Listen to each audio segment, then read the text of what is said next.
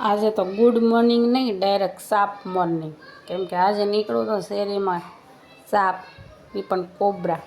પછી તો પકડવાવાળાને બોલાવી લીધા, જે એણે તો પકડીને ડબ્બામાં પૂરી નીકળી ગયા.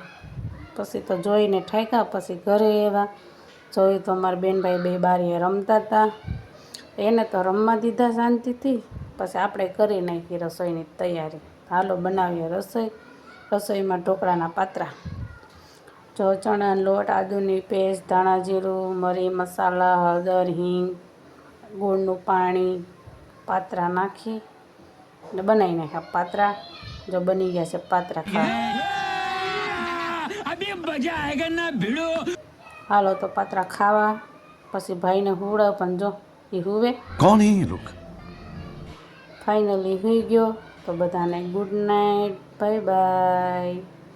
તો લાઈક, શેર અને ફોલો કરવાનું ભૂલતા નહીં, અને સબસ્ક્રાઈબ કરી લેજો.